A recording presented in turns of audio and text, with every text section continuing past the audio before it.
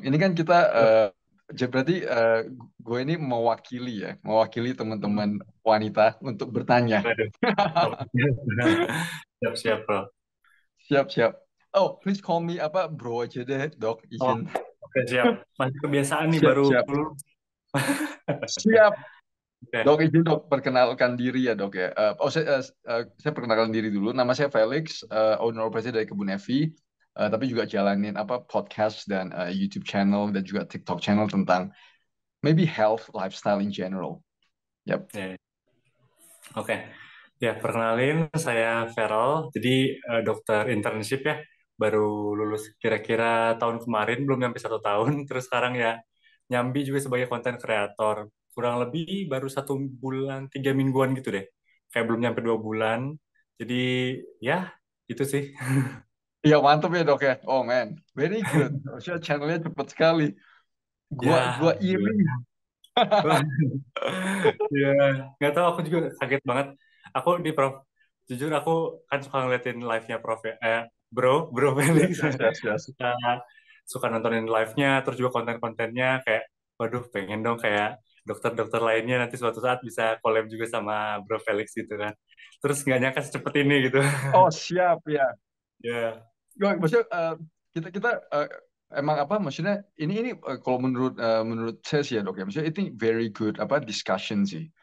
Dengan apa diskusi dengan beberapa maksudnya kan kita bidangnya dibilang beda ya berbeda cuma banyak apa banyak kaitan. kesamaan sih banyak Ya, apa ya, banyak yang overlap.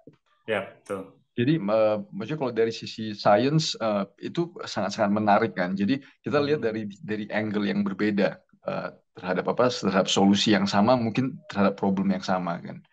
So it's always dan maksudnya biar nggak salah apa biar kita nggak salah itu kan. Teman-temannya kadang waktu kalau dong ngelihat yang channel waktu kita ngobrol dengan Dokter Richard Ya, Lee kan pada ngomong kan, maksudnya saya kan ya, mungkin Dokter Richard Lee nggak tahu kalau gue itu kolaborator semua dengan dokter spesialis ya, betul. semua. Jadi dikira gue itu maksudnya dari luar itu coba coba Ya, apa coba itu padahal kolaborator gue semua dokter intervensi gitu ya. spesialis semua paper-paper gue. Betul, betul, But it's betul. funny, it's good sih. Dan juga gue sekarang kan minggu depan gue juga diundang lagi ke channel Dr. Richard Lee. Jadi I think ya maksudnya ini kolaborasi yang sama chance yang menurut gue ini bagus sekali sih. Dan kalau Mhm. kalau gue ngelihat dari apa komen-komennya channel YouTube yang Dr. Richard Lee itu walaupun ada pro dan kon, tapi kebanyakan itu sangat-sangat apresiatif terhadap Dr. Richard Lee ngangkat tema-tema kayak begitu kan. Ya, betul. Ya, maksudnya very banyak orang yang mau belajar sih. Jadi gua rasa sih channel-channel kayak kita gini very good sih. Iya, iya. Very good. Betul. Ya kan? Iya, kalau Ya. boleh tahu tentang apa tuh besok tuh sama Dokter Richard Lee? Tentang Eh masalah sugar kayak dan tentang diet sih, tentang apa kayak apa calorie, tentang diet, tentang apa mungkin lifestyle gimana weight loss dan segala macam. Mungkin Mhm. kalau perasaan gue sih kayak gitu. Ya, iya. Nanti aku Ya, datang lagi lah pasti. ya, Eh, siap-siap. Ini kita langsung lanjut aja ya, Dok ya. Ini oke, pertanyaan siap. bagi teman-teman yang mendengarkan di sini, ini gue mewakili ya. Gue mewakili Iya, teman-teman yang wanita. Ini pertanyaan-pertanyaan dan gue nanya-nanya tadi, oke. Dan juga gue oke, dikirim sama oke. Randy pertanyaan-pertanyaan yang mau Oke, ya. ditanyain. Mhm. Dok, izin dok. Jadi bagi teman-teman yang mau belajar juga, bagi teman-teman cowok yang mau belajar, apa Mhm. sih itu menstruasi dan apa yang terjadi sih selama mens itu? Oke, oke. Jadi mungkin ya bagus juga ya pertanyaan ini di awal karena kan mungkin sebelum kita memahami kelainan-kelainannya kita harus jelasin dulu sebenarnya menstruasi itu apa yang terjadi sih, apa yang terjadi pada saat menstruasi biar kita paham oh kelainan ini letaknya di sini gitu gitu segala macam. Jadi kita mulai dari awal aja ya. Oh sebelumnya mungkin saya berhubung masih junior jadi kalau ada yang senior-senior yang menonton ini jadi mohon koreksi dan tambahannya ya. Ya, jadi menurut saya, jadi kan kalau menstruasi itu pada saat di awal dilahirkan ya, kita bahas dulu dari awal. Pas wanita itu dilahirkan, perempuan itu dilahirkan, itu udah ada ovariumnya tuh, udah ada ovarium dan juga di situ berisikan ratusan ribu folikel yang berisikan sel telur. Jadi kan ovarium, ini kan uterus ya rahim, di kanan kan kanan kiri ada ovarium tuh. Nah, masing-masing itu pokoknya jumlahnya ada sekitar ratusan ribu gitu. Nah, sedangkan pada saat mulai pubertas, yang tadinya kan pada saat anak-anak nih, wanita masih perempuan masih anak-anak itu dia masih dalam bentuk, kan awalnya dari hipotalamus, dari base dari otak itu hipotalamus bakal ngeluarin namanya GnRH atau gonadotropin releasing hormone. Nah, itu tuh pada saat anak-anak GnRH itu diciptakan dalam steady rate. Jadi nggak ada lonjakan, nggak ada naik turun. Berbeda dengan nanti yang udah dewasa. Jadi kan ada kayak bentuknya tuh pulses gitu ya. Jadi kadang Hmm. naik, kadang turun, kadang naik, kadang turun. Nah, sedangkan pada masih muda itu nggak kayak gitu. Nah, setelah dia menginjak usia pubertas, dia tuh mulai ada pulses tadi sehingga setiap ada lonjakan GnRH dari hipotalamus, dia kan akan turun tuh ke bagian pituitary anterior atau hipofisis nama lainnya. Nah, di situ dia ada kan ada sekitar 7 hormonnya di sana, FSH, LH dan lain-lain, TSH, ACTH segala macam. Nah, di sini yang kita bahas bakal dua, FSH sama LH. Nah, FSH itu apa? Namanya perpanjangan itu follicle stimulating hormone. Nah, jadi nanti kita bahas hormon yang menstimulasi follicle tadi yang ada di ovarium dan juga LH itu luteinizing hormone. Nah, setelah adanya lonjakan GnRH, FSH, dan LH keluar ke bawah, nanti dia masuk tuh ke ovarium. Masuk ke ovarium, kanan kiri. Nah, di sana, ini kan ovarium, dalamnya folikel banyak yang berisikan sel telur di folikel. Nanti di sana ada sel TK atau thick cell dan juga sel granulosa. Nah, jadi si LH itu dia akan binding sama sel TK, binding sama sel TK untuk menciptakan atau memproduksi androstendion, suatu hormon androgen. Nah, awalnya androgen dulu nih. Terus udah gitu si LH-nya, si FSH-nya itu binding sama sel granulosa tuh yang satunya untuk menciptakan suatu enzim yang dinamakan aromatase. Jadi aromatase ini dia akan eh, merubah, mengkonvert si androgen tadi, si androstendion itu merubah menjadi 17 beta estradiol atau estrogen. Nah, sampai situ udah tercipta nih satu hormon dari ovarium, estrogen. Estrogen itu akan apa namanya feedback negatif ke si hipotalamus dan juga pituitarinya, mengatakan bahwa ini udah nyampe nih FSH sama LH-nya. Aku udah terbuat estrogen. Nah, setelah itu, di atas kan tahu, wah udah ada estrogen nih. Dia FSH-nya bakal menurun, cut off. Atau seenggaknya jumlahnya itu menurun, FSH-nya. Nah, tadi kan si FSH dan LH, khususnya FSH itu pas nyampe ovarium, dia kan follicle stimulating hormone. Jadi, dia menstimulasi follicle untuk tumbuh. Yang tadinya ratusan ribu itu dalam bentuk yang tidak aktif lagi pada tidur, nah, dia diaktifkan oleh FSH itu menjadi bangun. Kira-kira kalau saya nggak salah itu sekitar 6 sampai 12 yang teraktivasi, yang bangun. Itu cuman nanti pada saat si FSH ke situ tuh nggak semuanya 6 sampai 12 itu tuh jumlah reseptornya sama, ada yang sedikit dan ada yang banyak. Nah, kalau yang jumlahnya sedikit, yang tidak dominan itu akan luruh, akan dissolve. Kecuali satu follicle yang dominan, yang paling banyak reseptor FSH-nya itu akan tumbuh dominan dan akan tumbuh terus. Nah, setelah tumbuh terus, itu kan tadi pada awalnya dia si androgen dirubah menjadi estrogen tadi. Nah, dia tumbuh terus, tumbuh terus, tumbuh terus. Jadi estrogennya makin naik, makin naik, makin naik. Akhirnya dia pada puncaknya. Estrogen itu pada puncaknya dan akhirnya dia balik lagi ke apa namanya pituitary anterior mengatakan bahwa pituitary, ini aku udah matang nih. Aku folikel yang udah matang. Jadi udah ada yang matang, pituitary, kalau udah ada yang matang, saya akan mengirimkan surge of LH and FSH. Jadi FSH sama LH itu datang dalam jumlah yang banyak, dalam konsentrasi yang tinggi. Balik lagi ke ovarium, dan akhirnya folikelnya sudah matang tadi, dia akan meletus atau mengeluarkan sel telurnya. Terus keluar. Disebut ovulasi. Mungkin Hmm. Oh ya, sebelumnya, nah itu kan udah sampai ovulasi tuh. Saya jelasin sedikit dulu bahwa normalnya menstruasi pada wanita itu kan 28 hari.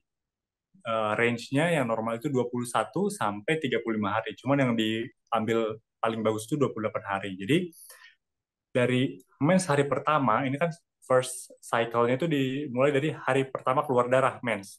Itu hari pertama sampai hari ke-14 itu pas ovulasi tadi keluar si sel telur, itu disebut pre-ovulatory. Dan Hmm. setelah ovulasi ya post-ovulatory gitu. Nah, sekarang tadi kan udah ovulasi nih. Jadi yang saat estrogen naik ke atas, ternyata dia juga ada yang ke atas tuh, maksudnya ke otak ya. Ada juga yang ke bawah, ke bagian rahimnya. Nah, estrogen selain tadi ke atas juga, ke rahim itu dia ini berfungsi juga. Jadi yang tadi kan rahim itu bagian paling dalamnya namanya endometrium. Ada endometrium, bagian tengahnya si myometrium, bagian otot, paling luarnya perimetrium. Nah, endometrium itu yang bagian kalau ada zigot itu berimplantasi di situ. Nah, pada saat ada estrogen, dia itu akan ini apa namanya? Apa ya? Menebal. Si endometriumnya menebal, terus timbul spiral arteries. Jadi keluar arteri tapi masih di basal layer-nya, belum nyampe ke Hmm. functional layer. Jadi kan endometrium basal layer dulu, baru ditebelin ada functional layer-nya nih yang nanti si zigot itu bakal berimplantasi di situ. Nah, dia uh, menebalkan rahim dan juga mengeluarkan si glands of endometrium itu mengeluarkan mukus yang mana agar si sperma pada saat ada yang masuk itu tuh hospitable buat sperm lingkungannya. Mukus Hmm. itu bisa jalan di situ sampai akhirnya ke atas ke tuba falopi atau tangan yang penangkap sel telurnya itu. Nah, di situ bisa berfertilisasi. Tapi, atau ya bersatu gitu ya. Nah, tapi kalau misalkan nggak ada sperm yang masuk ke sana, nah tadi kan udah ovulasi nih. Ovulasi, pada saat ovulasi kan, ini tadi folikel. Ini keluar, terus ovulasi, sel telurnya jalan. Nah, ini, si sisaan tadi folikel yang matang ini, dia namanya jadi corpus luteum. Corpus luteum yang tadinya menghasilkan enzimnya aromatase, sekarang menghasilkan juga enzim namanya P450SCC. Aku lupa singkatannya. Side apa kolesterol, side apa cleavage gitulah. Itu fungsinya yang tadinya merubah si eh, apa namanya androgen menjadi estrogen, sekarang menangkap menangkap kolesterol dirubah menjadi pregnenolone atau progesteron. Nah, tadi kan yang naik estrogen nih. Nah, sekarang setelah ovulasi yang naik tuh progesteron karena tadi ada enzim P450SCC itu. Nah, dia juga sama ke atas ke otak si progesteron mengatakan bahwa, hey, di sini udah keluar nih si sel telurnya udah keluar. Jadi stop produksi FSH sama LH-nya. Dia ke atas ngomong gitu, atas nge-cut off, dia juga sama kayak estrogen ke bawah juga ke rahim. Nah, yang tadi udah ditebelin lapisan endometriumnya sama si apa estrogen, sekarang itu dia udah tebal tapi si spiral arteries-nya itu disambungkan dari mulai basal layer-nya sampai ke functional layer. Jadi panjang sampai ke luar sampai ke dalam gitu. Nah, jadi tadi udah ditebelin sekarang jadi disuburkan. Yang tadinya tebal tapi kurang berarteri, kurang bervaskularisasi, sekarang jadi full of vascularization gitu. Dan dia juga fungsinya mengeluarkan mukus dari serviks jadi lebih tebal. Jadi lebih tebal, jadi nggak hospitable lagi buat si sperm. Jadi ditutup, udah nggak ada kemungkinan lagi sperm untuk Oh. masuk karena si dari cervix mulut rahim itu udah ditutup oleh mukus yang tebal tadi. Nah, tadi kan udah cut off nih FSH sama LH-nya dari atas.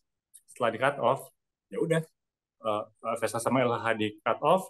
Nah, corpus luteum itu pada saat apa namanya sel telur tidak dibuahi dalam 1 hari dalam 24 jam itu akan dissolve karena wah nggak ada sperma nih ke sini udah aku nggak ada fungsinya lagi dia hancur si corpus luteum tadi yang penghasil progesteron dia berubah jadi corpus albicans yang tidak menghasilkan hormon jadi estrogen nggak ada progesteron nggak ada akhirnya si estrogen dan progesteron itu si endometrium si functional layer-nya akhirnya luruh karena estrogen udah nggak ada progesteron udah nggak ada jadi nggak ada yang menyokong dia untuk tetap tumbuh jadi akhirnya luruh dan nah itulah yang dinamakan menstruasi hari pertama itu cycle-nya balik lagi ke yang awal. Hmm.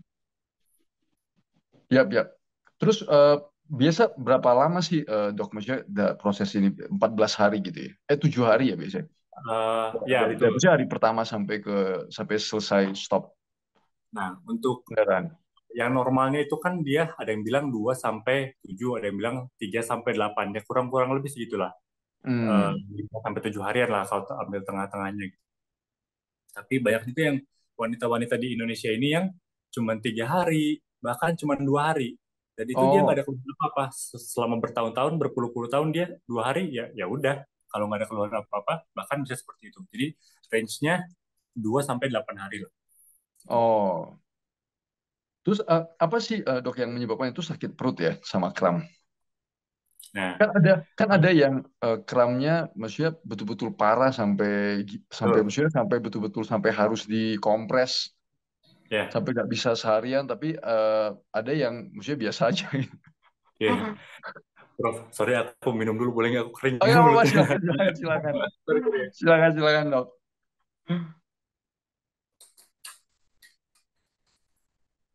Oke. Nah, kalau kan ada nyeri yang normal dan ada yang nyeri yang abnormal ya. Ya. Nah, kita berbicara dulu nyeri yang normalnya. Nah, pada nyeri yang normal itu akibat adanya prostaglandin.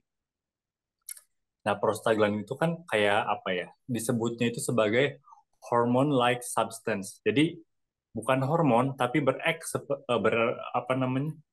Berkelakuan itu seperti hormon gitu. Nah, dia tuh diciptakan di kalau misalkan hormon kan diciptakan di suatu kelenjar. Nah, sedangkan prostaglandin ini diciptakan di biasanya di bagian-bagian yang radang atau misalkan ada ya inflamasi ya, dimanapun itu, mau di tangan, mau di kepala, mau di apapun, kalau dia di situ ada proses peradangan, itu keluar prostaglandin. Nah, prostaglandin itulah yang bikin nyeri. Semakin banyak prostaglandinnya, semakin nyeri. Nah, makanya itu nanti kita bahas mungkin mungkin kalau misalkan kita bahas juga tentang makanannya, ada juga ternyata makanan yang memicu prostaglandin itu untuk jadi lebih tinggi gitu. Itu mungkin untuk yang secara normalnya. Tapi kalau misalkan secara abnormalnya, berarti kita berbicara tentang dysmenor. Dysmenor itu sorry, nyeri pada atau kram perut ya pada Hmm. menstruasi. Namanya dysmenor. Nanti mungkin kita bahas juga amenore, oligomenore, sama menore ya gitu. Sekarang kita bahas dulu berarti dysmenor. Dysmenor itu nyeri pada menstruasi, nyeri perut pada menstruasi. Nah, kalau yang abnormal itu bisa banyak penyebabnya. Satu, endometriosis. Nah, Ya ya. betul, itu kan Eh, oh, banyak bisa ya. ya Hmm? bisa diceritain nggak ya dok ya? Soalnya saya dari dulu maksudnya sering sekali dengar maksudnya teman-teman itu ada yang kena apa menderita endometriosis. Iya, bisa Betul. dijelasin lebih nggak ya dok? Itu kayak sekarang umum ya. Maksudnya Oh bukan ya, umum, maksudnya ya sering lumayan dengar banyak ya, lah. sering Betul, dengar. Iya. betul, betul. Nah, jadi endometriosis itu gini, kan tadi kalau kita berbicara tentang endometrium, ini kan rahim nih, rahim. Bagian paling luarnya perimetrium, si ototnya myometrium, dan paling dalamnya endometrium. Hmm. Endometriosis ini endometrium yang tidak pada tempatnya. Harusnya kan di dalam rahim, tetapi dia itu tumbuh di luar rahim. Hmm. Contoh,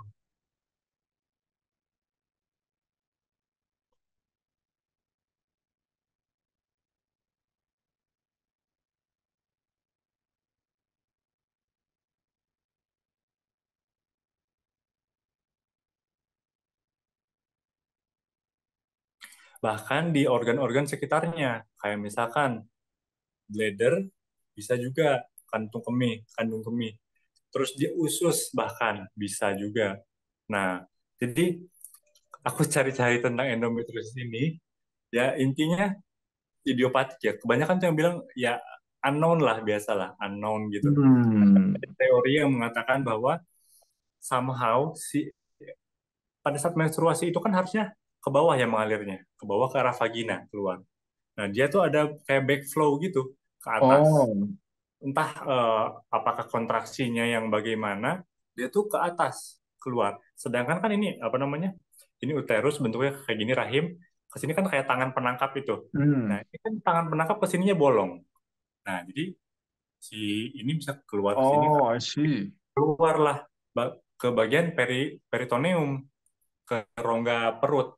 Nah, makanya bisa sampai ke usus, bisa Hmm. juga di apa namanya, di bladder tadi, di ovarium, di tuba Fallopi dan sebagainya. Nah, nah kita sekarang berkata nyerinya. Kenapa kok bisa nyeri? Ya, bahkan banget gitu ya, nggak Yap, seperti yap, yap. eh, apa namanya menstruasi pada biasanya. Sampai Nah, maksudnya, maksudnya ada, maksudnya ya bisa sampai kayak sampai betul-betul nggak bisa ngapa-ngapain gitu. bahkan aku kan ini kemarin-kemarin juga di TikTok tuh bahas-bahas tentang menstruasi ya. Nah, itu Yap, tuh yap. ada yang bilang aku sakit banget sampai pingsan waktu itu. Ada juga yang begitu, Oh. saking sakitnya. Nah, jadi gini, harusnya kan pada saat kram itu diperes keluar. Oke lah, itu normal. Nah, sekarang kalau misalkan luruhnya harusnya kan di dalam vagina keluar. Ini sekarang luruhnya di luar uterus, di luar Hmm. uterus. Jadi kan mau kemana darahnya? Kan nggak bisa masuk ke vagina. Dia berkumpullah di peritoneum, di rongga abdomen darahnya. Jadi seolah-olah kayak ada perdarahan intraabdomen. Oh. Kan nggak ada jalan keluar buat si darah mens itu. Soalnya kan harusnya di dalam rahim, malah ini di luar rahim tumbuh darah mensnya gitu. Nah, jadi pada saat apalagi kalau misalkan si endometriosis ini tuh mengenai ya bladder, mengenai apa namanya usus dan organ-organ sekitarnya yang tadinya nyerinya di uterus doang, sekarang nyerinya di hampir semua organ di sekitar situ. Oh. Jadi ya pasti proses peradangannya juga jauh lebih luas dan nyerinya itu bakal jauh lebih hebat gitu dibandingkan sama endometrium yang di dalam rahim doang gitu. Jadi, apakah ada korelasi, dok? Maksudnya, kalau seandainya emang yang sakit itu sakit luar biasa, itu udah kemungkinan endometriosis, maksudnya kondisi-kondisi yang abnormal, atau ada juga yang peradangannya emang sakit sekali tapi normal gitu. Korelasinya apa? Maksudnya ada korelasi gitu. Nah, korelasi ada, cuman nggak mutlak ya. Jadi kayak Hmm. lebih ke apa ya, kemungkinan gitu. Kemungkinan kalau nyerinya hebat banget, apalagi kalau misalkan biasanya dia tuh nggak sehebat ini nyerinya. Misalkan dia biasanya Oh. biasa aja, tiba-tiba dia nyerinya hebat banget nih, udah berapa bulan ini kok nyerinya makin hebat ya, makin sakitnya tuh nggak seperti sebelumnya. Nah, itu bisa jadi ada signs bahwa itu tuh merupakan suatu abnormalitas gitu. Sebenarnya kan selain endometriosis, tapi mungkin yang sekarang lagi apa ya, banyak dibahas kan endometriosis. Ada juga adenomyosis, ada kista juga, bisa miom, dan lain-lain. Bahkan gangguan dari serviksnya segala macam, itu juga bisa PID bahkan, pelvic inflammatory disease, itu juga Oh. bisa nyeri. Nah, kalau PID, mungkin bahas sedikit juga ya. Kalau Ya. PID itu biasanya dia karena ada infeksi, infeksi seperti gonore, Hmm. gonore, kencing nanah. Nah, dia ascending infection, naik ke atas dia. Atau chlamydia. Nah, gonore sama chlamydia kan kadang bisa Sama. satu itu, bisa juga dia kayak koinfeksi. Jadi Hmm. barengan gitu. Makanya kan regimen terapi dari apa namanya gonore ini dikasih antiparasit juga selain antibakteri, selain antibiotik gitu. Karena emang mereka tuh saling berbarengan. Jadi Ya. saat ada itu bisa terjadi ascending infection, apalagi kan kalau eh, wanita itu jauh lebih mudah ya untuk terkena apa namanya Ya, STD, STD ya. Ya. STD dan juga kayak seenggaknya infeksi ini saluran kemih juga. Hmm. Karena kalau misalkan kita ngomongin nanti ke ini ya saluran kemih, tapi kan sekarang kita bahas dulu tentang reproduksi lah ya. Ya. Karena di saluran kemih itu dia karena uretranya beda panjangnya. Kalau misalkan wanita kan dari lubang meatus uretra externus itu sampai ke dalam cuma kurang 7 sentian kalau nggak salah. 7 sentian Hmm. kalau cowok kan ya Panjang. bergantung ukuran Ya. penisnya juga. Terus Ya. selain penisnya kan nanti ada yang ke dalamnya lagi itu lebih susah untuk infeksi biasanya gitu. Ya, ya, ya. Makanya kalau seandainya, maksudnya saya juga pernah baca-baca sih. Makanya kalau dari cowok ke cewek itu malahan lebih gampang dibanding dari cewek ke cowok ya. Maksudnya dari sisi STI. Karena kebanyakan ya terlalu lebih dekatnya ke cewek sih ya. Hmm. Ya, Iya, ya memang biasanya wanita gitu. lebih gampang. Soalnya lebih terbuka juga dia. Betul, betul. Maksudnya dari sisi, Bahkan cara ya, cebok pun bisa membuat infeksi kalau pada wanita. Cara arah harusnya kan kalau pada wanita itu ceboknya dari depan ke belakang nariknya, bukan dari belakang ke depan. ya, Nah, itu juga ya, ya, ya. ya pada wanita lebih inilah harus lebih apa ya, lebih hati-hati gitu Ya. tentang untuk infeksi. Nah, ini pertanyaan dok, ini juga penting nih. Apa yang bisa apa yang bisa teman-teman lakuin kan untuk bisa mengurangi gejala kalau seandainya itu sakitnya itu betul-betul apa kayak apa betul-betul mengganggu gitu, betul-betul bisa bisa apa mengurangi kebisaan kita tuh beraktivitas. Ya, quality of life-nya bisa berkurang juga Quality memang. of life. Yes. Ya apa namanya? Ya mengganggu lah ya pada wanita banyak juga yang terganggu Dan ini hidupnya dok, gara-gara. ada kayak kemarin gue sempat ngeliat sih viral di TikTok yang Hmm. ada apa ada penumpang kereta api perempuan yang sampai maksudnya Oh iya yang betul, dia aku tidur. nonton Oh juga. iya. Jadi kan, maksudnya itu bukannya, maksudnya ada beberapa yang dari kenalan-kenalan sama orang-orang dekatnya saya juga ada yang betul-betul sakitnya sampai sampai Ya, betul-betul dia nggak bisa ngapa-ngapain ya sampai betul. iya ya sampai begitu kan.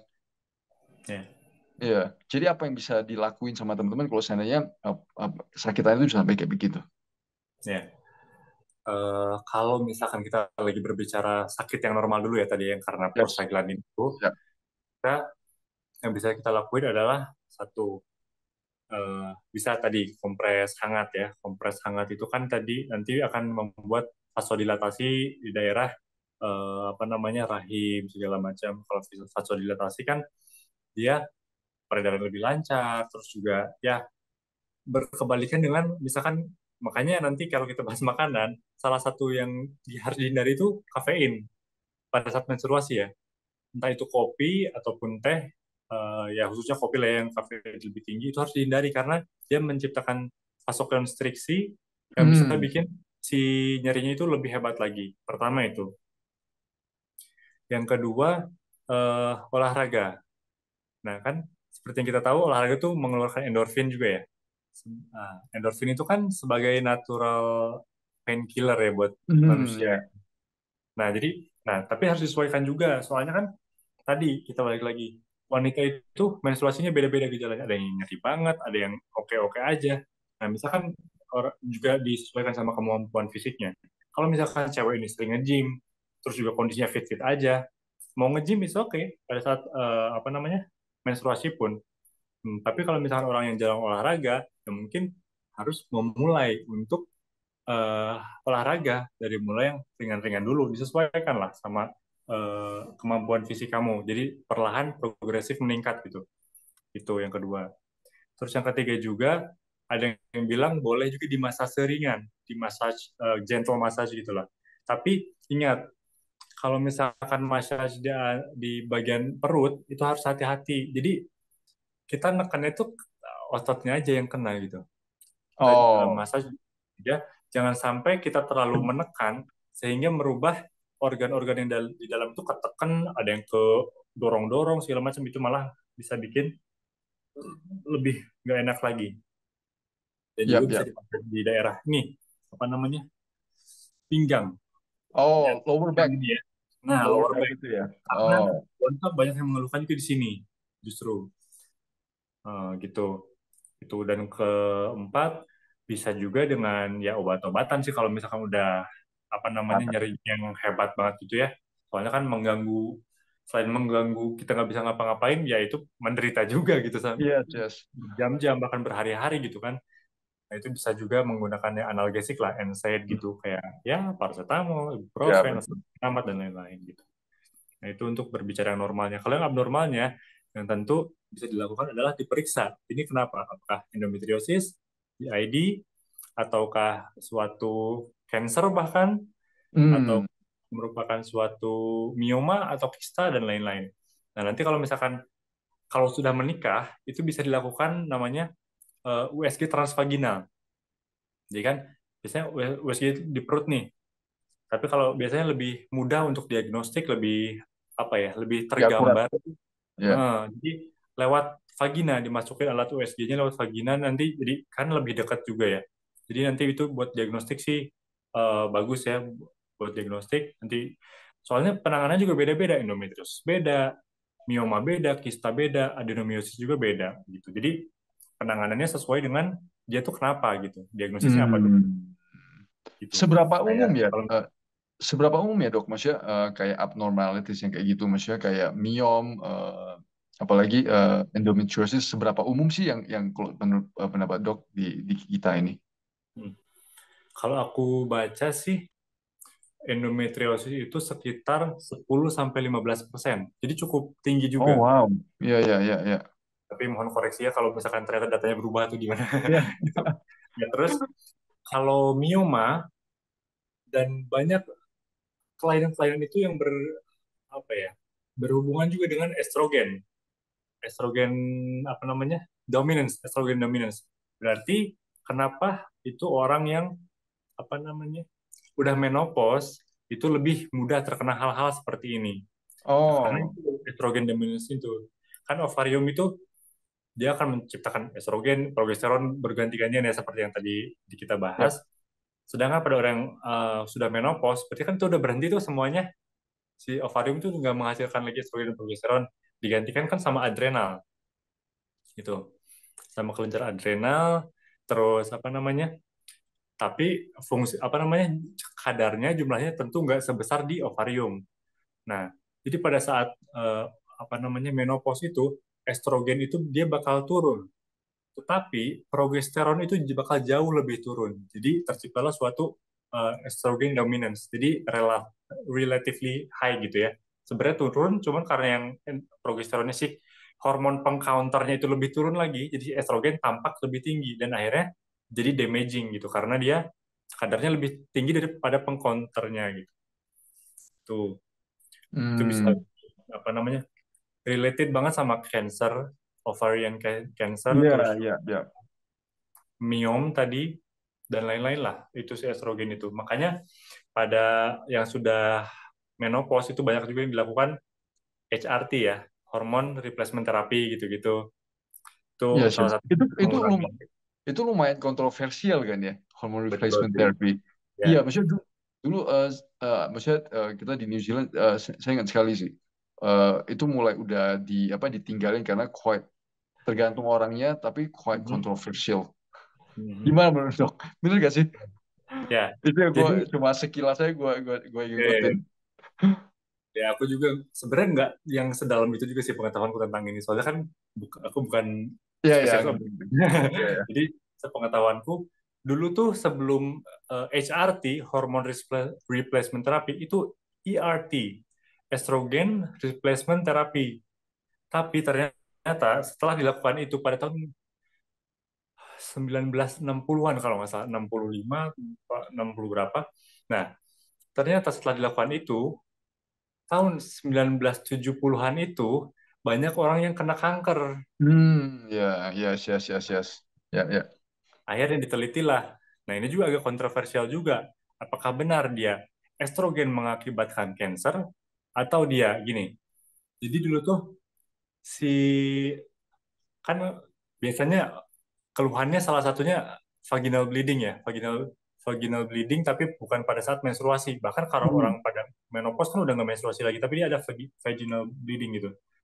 Nah, kalau orang yang vaginal bleeding itu bakal diperiksa dan ternyata ditemukan dia tuh apa namanya ada cancer, ada cancer.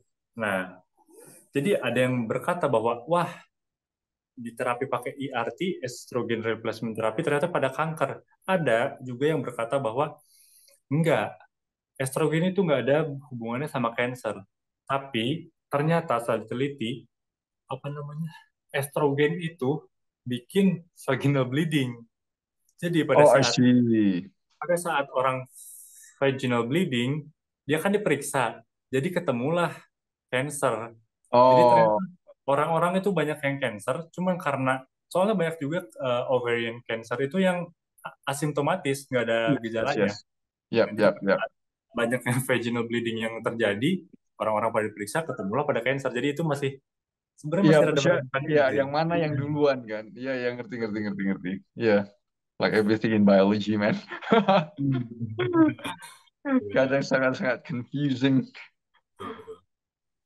Nah, ini dok, ini juga ini maksudnya sering juga lewat di pasti lewat di FYP-nya kita. PCOS dok, Nah, PCOS. Nah, ini juga harus harus dibahas ini sangat-sangat menarik nih. ya betul. Nah, dok, kita coba dok coba jelasin dulu apa itu definisinya dan gejalanya ya dok ya. Oke. Nah, PCOS ya atau PCOS, Polycystic Ovarian Syndrome. Nah, ada yang berkata juga ternyata ini bukan sistik, tapi dia folikel yang terisi cairan atau apalah kayak ya kita anggap aja sebagai sistik ya, sebagai kista ya. Jadi Polycystic Ovarian Syndrome atau PCOD disorder. Nah, itu tuh jadi gini. Yang dua hal yang terjadi yang paling utama pada PCOS itu. Satu, lagi-lagi high insulin. Hmm. Yang kedua, itu high androgen, tingginya androgen. Nah, ini juga ternyata sama. Ini tuh fenomena telur dan ayam, mana yang duluan ada. Hmm. Apakah high insulin mengakibatkan high androgen, atau dia high androgen mengakibatkan high insulin? Tapi misalkan kita coba jelaskan, sebenarnya aku juga ada kurang ini sih. Aku pernah baca-baca, cuman masih rada bingung juga gitu. Hmm. Hmm. Intinya, misalkan kita bahas dari high insulin dulu ya. Jadi pada orang yang high insulin, itu eh, kan ada insulin, ada IGF atau insulin eh, Perfect. insulin like growth factor. Yep. Nah, setahu saya insulin itu kan menurunkan gula darah atau mengontrol darah pada saat kita makan lah. Tuh, pada saat ada makanan kita kontrol pakai insulin. Tapi insulin like growth factor itu IGF itu mengontrol makanan kita, mengontrol gula darah ketika kita tidak makan. Nah, itu kan dibuat sama liver gitu ya. Nah, si ketika high insulin, dia tuh bakalan high IGF juga. Jadi kayak mengcounter gitu. Sepemahaman saya. Jadi high IGF karena high insulin, dan juga si IGF ini akan dikonvert somehow jadi androgen. Hmm. Itu teorinya. Yang kedua, berhubungan sama GMO. Jadi, nah kalau kita kita uh, balik lagi ke apa namanya siklus menstruasi yang tadi, kan tadi si apa namanya si ke sel TK itu menghasilkan androgen dulu sebelum jadi estrogen, menghasilkan androgen yang bernama androstenedione. Nah, dia dirubah sama enzim aromatase, baru berubah jadi estrogen. Nah, ada GMO nih, GMO glyphosate yang merupakan herbisida. Yep. Nah, itu tuh dia akan ngeblok si enzim aromatase. Jadi androgen yang harusnya dirubah jadi estrogen, dia itu keblok sama si glyphosate tadi. Jadi androgen nggak bisa berubah jadi estrogen, jadi high androgen gitu. Itu. Terus ada juga yang bilang bahwa high androgen mengakibatkan high insulin. Soalnya kan kalau misalkan high androgen itu eh, bikin insulin resistance kalau high androgen. Nah, sedangkan kalau insulin resistance, ya dia pasti bakal Infonya bikin lebih insulin tinggi. lebih banyak lagi karena insulin yang ini kerjanya nggak benar. Jadi high androgen bikin insulin resistance, jadi produksi insulin makin banyak, ya nanti balik lagi ke high androgen ya itu siklus berputar-putar di situ. Nah, Hmm. makanya pada orang yang PCOS itu dia gejalanya ya gejala-gejala high androgen, yaitu banyak acne, satu. Yang kedua, pada wanita itu hirsutism, tumbuh facial hair, body hair, karena high androgen itu. Itu. Terus juga receding hairline pada wanita. Terus bahkan pada kasus yang lebih advance lagi, itu bisa sampai deepening of the voice. Jadi suaranya makin berat Oh. Oh. dan juga tubuhnya menyesuaikan jadi lebih bidang kayak cowok gitu. Bahkan ada yang sampai seperti itu. Aku lupa istilahnya apa, tapi bisa mencapai situ juga dari PCOS itu. Hmm. Jadi Makanya, eh, gimana cara mendiagnosa PCOS ya dok ya? nah, PCOS itu kan selain tadi gejala-gejala dari high androgen, pertama berarti kan itu ya gejala-gejala itu yang bisa kita bilang bahwa wah kayaknya ini Yap. PCOS. Yang kedua adalah amenore. Kita masuk ke amenore. Amenore itu dia tidak, nah, amenore kan ada yang primer sama sekunder. Kalau amenore primer itu ya orang yang belum mens, anak-anak. Nah, itu primer. Kalau sekunder, dia tuh udah pernah mens, tapi nggak mens lagi. Oh. Dari 3 bulan, ada yang bilang juga 6 bulan. Nah, kalau misalkan biasanya udah mens pada usia produktif ya, wanita usia produktif, tiba-tiba dia nggak mens lebih dari 3 bulan, apalagi 6 bulan, berarti terjadi sesuatu gitu. Apalagi kalau misalkan ada gejala-gejala dari high androgen tadi. Yap, yap, yap, yap, yap. Oh, I see. Itu Nah, nah, gejala ini paling yang ditakutinya ya infertility ya orang-orang. ya Eh, fertility. Jadi apa gimana gimana hubungan PCOS dengan infertilitas tuh? ya, oke. Jadi infertility ya. Gini, eh aku lupa mekanismenya. Ya. Intinya si oh gini, kan tadi ada high androgen yang terjadi pada PCOS. High androgen itu pasti kan akan apa ya, alter the Oh hormon ya. di wanita gitu. Yang harusnya tadi FSH dan LH menghasilkan estrogen dan progesteron, karena high androgen jadi dia altered gitu si hormon-hormon wanitanya. Nah, akhirnya si FSH tadi yang dari pituitari anterior yang harusnya dia turun ke ovarium untuk mengembangkan si apa namanya folikel, folikelnya tuh nggak berkembang. Folikelnya tuh cuman kayak teraktivasi tapi nggak tumbuh sampai matang gitu. Hmm. Akhirnya dia tuh kayak cuman udah agak teraktivasi tapi nggak matang. Tapi udah diaktifasi gitu. Kalau yang lain kan tidur. Nah ini udah teraktivasi tapi nggak matang. Jadi mau gimana nih? Akhirnya dia stuck di situ dan akhirnya jadilah tadi kista, jadi kista. Dan Hmm. terjadi pada banyak banyak folikel. Jadi seolah-olah, nah makanya pada saat di USG itu eh, apa namanya gambarannya itu sebagai, kalau bahasa Inggris itu apa namanya, string of pearl atau beads of pearl atau pearl necklace appearance gitu. Nah jadi Oh, kayak hmm, bulat-bulat gitu ya. ya jadi ovarium ininya bulat bulat bulat bulat bulat bulat bulat bulat, jadi melingkar kayak kalung mutiara. Nah Oh. pada PCOS itu, pada USG-nya tampak seperti itu gitu. Dan tentunya kalau misalkan si folikelnya habis untuk menjadi kista, ya dari mana produksi sel telurnya, dan ya bisa jadi infertil.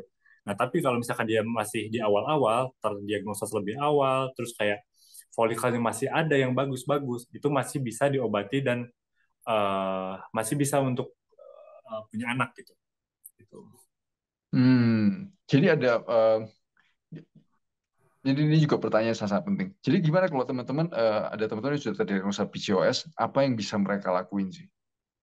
Ya, ya. Tentu kebanyakan dari apa namanya penyakit pada menstruasi ini kebanyakan dari eh, pola hidup ya. Banyak juga pengaruh dari pola hidup. Baik itu stres, stres itu juga kan kayak bikin kortisol, Hmm. menggunakan progesteron untuk jadi berubah jadi kortisol dan apa segala macam. Jadi stres juga berpengaruh. Yang kedua makanan. Terus juga pada wanita yang overweight itu kan dia fat itu kan makes estrogen juga. Oh Nah, yes, jadi yes. nah Ya. itu, jadi pada wanita jaga berat badan tubuh ideal, terus juga tidur yang cukup karena akan mengurangi respon-respon inflamasi apa segala macam. Terus juga makan yang bagus, ya hindari yang tadi memicu high insulin, tentunya gula dikurangin karena kan insulin juga berperan penting banget pada PCOS ini. Makanya nanti dikasih obatnya tuh metformin salah satunya. Oh, I see. Pasien Oh. PCOS ini karena tadi insulin resistensi itu kan, selain dari contraceptive pills, terus juga ya analgesik pereda nyeri, terus juga sebenarnya kalau misalkan udah dicoba dengan obat-obatan kayak tadi endometriosis dan juga apa namanya adenomyosis kista miom gitu-gitu, ya terapi definitifnya ya operasi sebenarnya gitu. Oh. Nah, tapi kadang endometriosis tuh nggak semuanya harus dioperasi kebanyakan. Kayak setelah beberapa siklus dia tuh akan normal sendiri. Kalau misalkan si pola hidup itu jadi bagus gitu. Kayak udah lewat 3 siklus, 3 bulan, tiba-tiba hilang aja gitu endometriosisnya. Kadang bisa terjadi seperti itu juga. Jadi ya pola hidup sehat sih yang harus dijaga. Ya, ya, ya. Emang sih, maksudnya sama tadi juga gue baru ngomong sama temen sih ya. Eh, Hmm. Maksudnya sekarang itu kalau kita ngomongin masalah pola hidup dan pola makan, ketersediaan makanan kayak junk food itu luar biasa gampang sih. Maksudnya itu kayak apa? Kayak kita masuk ke minimarket, kita lihat di pinggir Ya, ya. jalan, jajanan, maksudnya begitu mengerikan ketersediaan itu sih. Jadi kadang emang kita harus disiplin sendiri kan. Maksudnya kita dan makanan-makanan itu, gue juga gue berargumen sih sama dia. Maksudnya dia bilang, ya lu juga nggak bisa terlalu, maksudnya lu nggak bisa terlalu ketat. Gue bilang permasalahannya kita harus ketat. Karena kalau enggak, makanan-makanan itu didesain supaya kita itu makan itu terus. Betul, betul. Ya kan? Itu didesain dari sisi rasa, tekstur, warna, Ya. wangi, dan segala macam itu buat kita tuh kecanduan makanan itu. Jadi makanya gue bilang, kadang kita harus maksudnya kedengarannya itu kayak apa? Kayak betul-betul kita harus strict. Tapi ya harus, maksudnya kita harus disiplin sih. Maksudnya kita harus mulai dan harus disiplin. Dan maksudnya karena ketersediaan itu yang mengerikan. Ya, ya kita kemana-mana juga mana ada yang jual makanan sehat kan jarang banget gitu. Yes. Bahkan kalau ada pun, kalaupun ada ya harganya mahal. Nggak Itu segampang sih. kita makan. Hmm. Yes. Jadi kan maksudnya jadi aneh kan. Jadi maksudnya kayak kalau kita jadi malahan kita itu lebih susah untuk nyari sesuatu yang sehat. Ya, Kayak oh man, makanya kalau gue sendiri sih dok jarang sekali makan di luar. Kalau gue makan di luar juga gue pilih. Maksudnya betul-betul kita secara conscious, secara sadar kita ngeliat oke ini gue makan ini, ini gue gak makan, ini enggak. ya. Iya, Nah, itu nah, penting sih itu. betul. Aku kan sekarang lagi internship nih. Iya. Internship aku warga Jawa Barat ya. Dari kecil di Jawa Barat, baru sekarang aku di Jawa Tengah untuk program internship ini. Dan ya jauh dari rumah, ya aku ngekos. Jadinya yang tadinya aku di rumah bisa makan bagus sesuai apa yang aku inginkan, request pengen ini, pengen Iya. itu, telurnya kayak gini, segala macam. Sekarang ya yang disediakan, mau apa lagi, mau makan sehat gimana gitu kan. Ya aku ya udah deh, selama aku internship ini, aku berusaha pilih sebisa mungkin, ya yang ada aku pilih, nanti kalau aku udah balik, aku bakal back on track lagi insya Allah. Iya. Ya, ya. Iya sih kadang. Oh man. Oh dok boleh tahu dok lulusan apa Jawa Barat di mana ya dok ya? Aku ini Universitas Swadaya Gunung Jati, Cirebon, di Oh di kota Cirebon. Cirebon. Tuh. Oh Ya. asli di Cirebon juga dari Cirebon. Aku aslinya Kuningan, jadi Kuningan tuh kota yang nempel sama Cirebon, sebelah selatannya. Ya ya ya ya. Oh I see I see. Sekarang Jawa Tengahnya di Di Jepara aku. oh Jepara. Oh gue pengen sih kemarin main-main ke Jepara. Soalnya kan kita kan agrowisata kan. Gue kemarin kepikiran Hmm. gue mau beli apa kayak perabot-perabotnya segala Oh macam. iya, Iya. ini apa ukiran-ukiran ya? Iya, ukiran-ukirannya itu loh. Tapi nanti ntar lah kalau ada waktu ke sana. Iya. Ah, Iya, iya, iya, iya. Terus, nah ini dok, ini juga pertanyaan penting. Apa yang bisa kita lakuin dari sisi pola makan sih? Tadi kan kita juga mau ngebahas kan, untuk apa? Untuk turunin kalau teman-teman itu yang mengalami kalau pada saat mens itu sakitnya luar biasa, apa yang bisa kita lakuin? Apa yang harus kita hindarin sih? Terutama dari sisi makanan. ya, untuk sisi makanan yang kita pilih tentunya yang satu mengandung zat besi. Karena apa? Hmm. Zat besi itu kan salah satu komponen dalam kita membuat darah ya, membuat hemoglobin, membuat hemoglobin. Nah, itu kalau misalkan kita kekurangan dari itu, kita lagi wanita ya. Ya. Wanita kan pada saat menstruasi itu mengeluarkan darah. Nah, sedangkan kalau kekurangan apa namanya?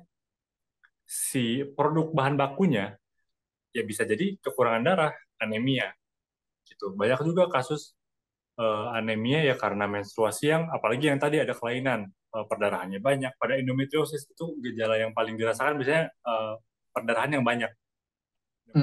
endometriosis gitu.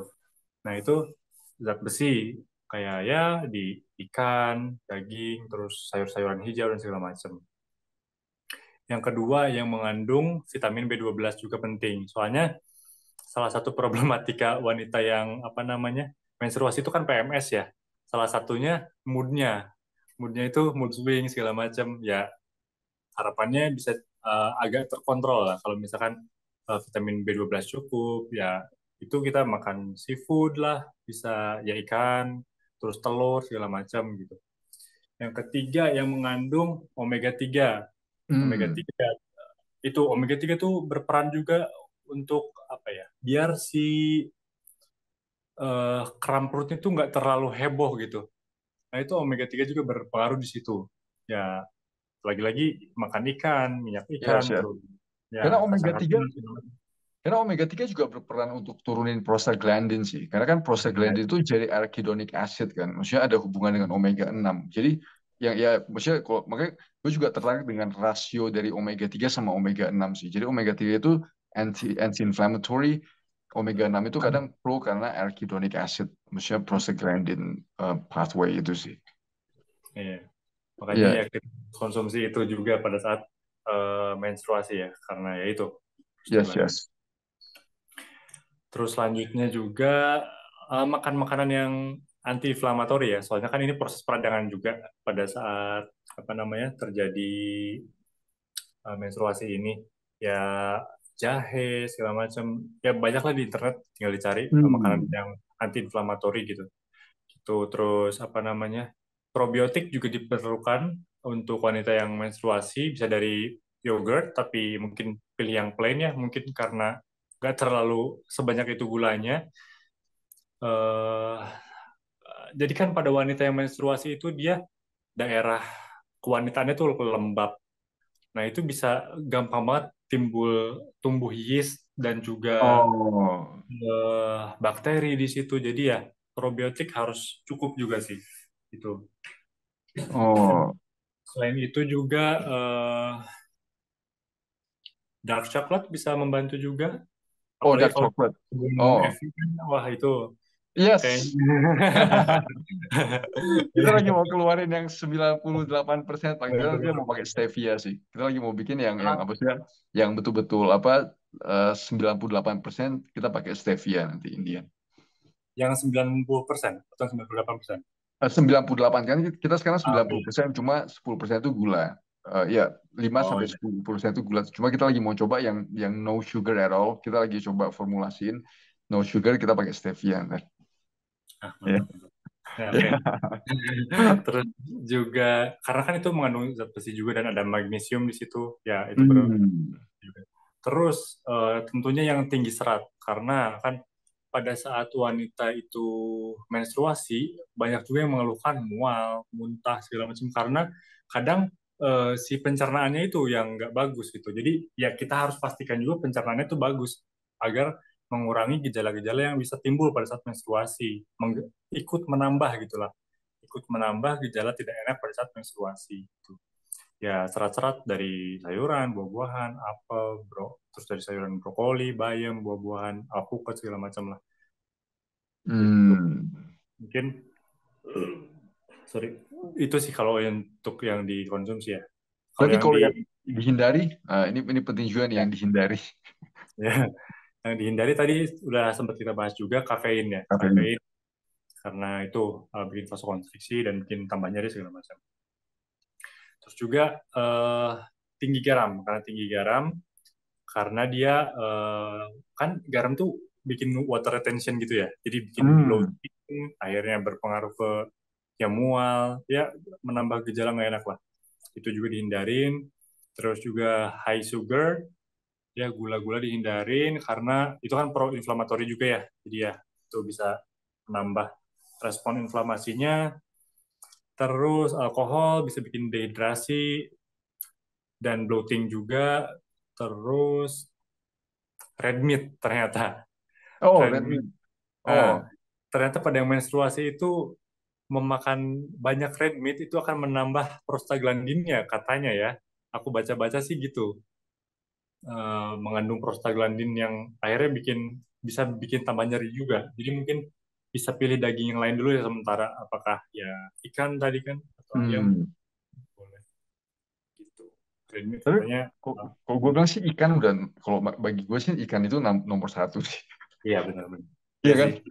Kalau Hmm. gue bilang sih, fish itu Ya, marine food itu nomor satu sih. ya Kalau makanya kasihan banget sama orang yang allergic tuh iya seafood. seafood ya. Ah, Iya iya iya iya. Oke, gitu. terus tadi ada pertanyaan lagi terakhir. Ini penting juga nih.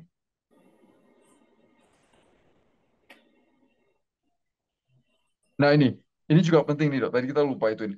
Kalau gimana cara kita itu menghitung siklus menstruasi? Kan ada Hmm, yang kan, maksudnya kita hitung itu dari mana sih? Apa ya, gimana satu siklus itu? ya. Nah, kita tadi rada kurang bahas juga ya. Jadi Ya ya. pada gini, kan tadi sempat disinggung juga bahwa siklus normal itu 21 sampai 35 hari normalnya. Itu dihitung dari hari mens pertama, misalkan seorang wanita head mensnya itu pada tanggal 1 Januari. Nah, berarti normalnya 28 hari setelah itu. Gitu. Berarti tanggal 29 itu dia bagusnya mens lagi pada hari Hmm. ke 28 itu. Nah, 28 atau 29 berarti ya tuh. 29 Pokoknya 29. 28 hari. Nah, Ya. 29. Nah, yang bisa dibilang normal juga kalau misalkan dia paling banyak kebanyakan SPOG bilangnya 35 hari. Dan paling sedikit itu 21 hari itu bisa dikatakan normal masih. Nah, kalau misalkan dia cuma 15 hari misalkan, dia tanggal 1 dia mens, udah gitu berhenti, tanggal 15 juga, tanggal 16 dia mens lagi, nah itu berarti dia kecepatan, berarti ada sesuatu gitu. Hmm. Biasanya apa itu dok? Kalau kalau Gimana? biasanya apaan? Kalau seandainya dia terlalu cepat eh, permasalahannya. Kalau mens terlalu cepat apa ya? PCOS kan lebih lama. Menoragi. Menoragi itu kebanyakan, ya itu sih endometriosis gitu-gitu ya kayaknya. Ya, oh kalau kalau PCOS malahan dia lebih lama dari yang biasa ya. Oh, I see, I see. Yes, Terus yes, juga yes. keluhannya tuh biasanya selain itu perdarahan yang banyak sih. Yang banyak di keluhan tuh perdarahan yang banyak. Jadi pada wanita itu normalnya harusnya 3 sampai 4 jam itu harus diganti, baik penuh maupun enggak. Karena yaitu mengurangi pertumbuhan yeast, bakteri segala Hmm, macam. hmm, hmm. Nah, tapi kalau misalkan dia udah sehari itu lebih dari 5 kali dia ganti, berarti kan misalkan dia 2 jam sekali ganti karena penuh, penuh, penuh. Nah, itu kemudian bisa jadi ada keluhan juga, ada abnormalitas juga. Jadi normalnya ya 5 kali lah sehari ganti pembalut. Hmm, I see, I see, I see. Oke, kita sudah hampir 1 jam. Thank you Oke. so much, Doc. Really appreciate Ya. it. Oh Tapi ini aku mau nanya ini. dikit boleh nggak? Silakan, silakan, silakan. Ya, ya. Aku sudah menyiapkan sedikit pertanyaan nih. Aku tuh Siap, siap. kan menyimak juga nih live-live-nya. Oh ya, ya. Nah, kalau misalkan kan eh, apa ya, glyphosate itu herbisida, itu dia GMO dan cenderung untuk oke lah animal products aja gitu. Tapi bukannya pada animal products juga bisa dikasih pakan yang GMO juga gitu-gitu. Itu gimana tuh? Yes. Maksudnya makanya gue selalu bilang sih kita itu harus makan varies. Maksudnya sebanyak varietas yang sebisa kita makan sih. Makanya gue Hmm. gue tipe orang itu kita jangan sampai terekspos ke satu industri. Makanya ini juga gue mungkin agak sedikit clash dengan teman-teman gue yang sangat-sangat pro carnivore. Iya, Kan iya, dia iya. makannya daging, maksudnya daging Iya, iya. merah, maksudnya betul-betul. Cuma kadang kita harus ngerti sih. Kita harus ngerti suatu industri. Kita harus ngelihat juga sejarah industri dan maksudnya apa yang sebenarnya dipakai sih. Maksudnya kalau kita ngelihat dari sisi soybean dari US kan, itu kan ya kebanyakan 90 sekarang udah 90-an. Bahkan bukan cuma di soy sih, di rapeseed, canola, kayak Hmm. jenis-jenis canola itu udah GMO. Corn itu juga udah GMO. Soy itu udah 90-an% sih GMO. Jadi maksudnya dan itu yang dikasih makan ke itu kayak apa farming apa Iya, iya. factory farm kan khusus untuk apa beef cattle dan segala macam itu juga yang dikasih makan ke situ. Jadi makanya Iya. gue bilang kita kita itu harus makan kalau bisa sih organik. Cuma Hmm. kan kan gue juga pernah beternak sapi, sekarang Hmm. kita beternak domba dan segala macam. Ada beberapa peternak itu yang menggunakan juga hormones Hmm. ya kan pakai hormon pakai pakai suntik untuk growth hormone terus yang dikasih makan juga kelihatan itu kayak apa GMO products dan segala macam. Jadi ya emang sekarang itu susah sekali untuk nyari yang organik, tapi kita bisa memitigasi dengan cara makan varietas sih. Hmm. Sebanyak varietas yang bisa kita makan dan jangan terekspos ke satu industri. Hmm. Karena sama aja bohong gitu. Iya, iya Kalau benar. kita terekspos ke satu industri. Iya. Iya. Oh, oke. Sama satu lagi, Prof ya. Ya, jadi aku mau nanya satu lagi nih. Ya, silakan. Waktu itu kan aku kayaknya di live, bukan, di videonya sama Dr. Henry Andreas waktu itu sempat Oh, ngebahas gini. yes. Nah, jadi kalau asam amino itu kan ada 9 ya kalau nggak salah ya. Yes, 9 essential amino acids, ya. Pada misalkan kita konsumsi protein dari non hewani, misalkan dari soy gitu ya. Yap, Nah itu tuh nggak lengkap ya, kemungkinan nggak lengkap si asam aminonya. Nah kalau misalkan ada satu hal yang kurang, misalkan kayak lisinnya gitu kurang, itu yang diserap itu sejumlah itunya, nggak betul. Exactly. Yes. Jadi rate limiting lo, jadi kita harus ada 9 kan. Jadi kalau seandainya 9-9-nya ada contohnya 10 gram, ya lu kita bisa bentuk 90 gram punya protein, karena itu digabungin jadi 90 gram proteinnya kita. Tapi kalau salah satu hilang, contohnya kayak dua, ini cuma bisa keserap 18. Karena ini bakalan rate limiting. hmm, Dan itu dari sisi bisa dicek kalau seandainya gue pernah ngerjain eksperimennya sih. Ini oh namanya nitrogen balance experiment. Jadi di kayak nutrition apa eksperimen gitu, kalau kita makan protein, kita hitung nitrogen urea yang keluar. Jadi kita hmm, hitung contohnya ada clean up period lah. Maksudnya sebelum intervention itu ada clean up period, kita akan makan protein. Begitu kita makan protein di sini, kita langsung tahu kan kalau protein itu di dalam food analysis itu kita cuma cek N-nya, nitrogen. Jadi ada Sheldon analysis kalau nggak salah namanya. Jadi itu kita ngecek jumlah protein di dalam makanan itu nitrogennya berapa. Habis itu kita makan protein itu, nanti kita hitung kencing yang keluar itu berapa. Jadi itu nitrogen balance, berapa nitrogen yang terserap ke badannya kita, berapa yang kita buang. Jadi kita tahu balance-nya kan. Dari situ kita bisa tahu kualitas protein suatu makanan. ya, ya. Berarti Ya, ya pas ya lebih ini nitrogen balance. hewani ya. Iya, Lebih hewani. berat ya. Oh. Hewani jauh lebih apa dari sisi kualitas apa penyerapan sih. Ini Satu juga lagi. makanya ini juga Oh yang ya. kenapa gue selalu bilang bahwa makanan itu it's not about calories. Kan kita bisa Ya. ngelihat kan kalau misalnya kita ngomong 100 kalori tempe dengan jumlah essential protein yang terbatas versus kita makan 100 kalori beef dengan essential protein yang berbeda, kan nitrogen itu terserap, lebih Ya. terserap. Jadi kan kita nggak pakai nitrogen itu kan. Sedangkan kalau kita makan tempe 100 kalori tempe, kebanyakan itu bakalan dibuang di kencing, itu bakalan teroksidasi, dipakai sebagai energi karena nggak guna, will be oxidized jadi urea. Jadi different foods itu pasti ada different effects sih. Ya. Ya, Satu lagi, Prof. ya. Soy estrogenik atau tidak menimbulkan efek itu? Soy, kalau gue bilang sih estrogenik karena dia ada phytoestrogen.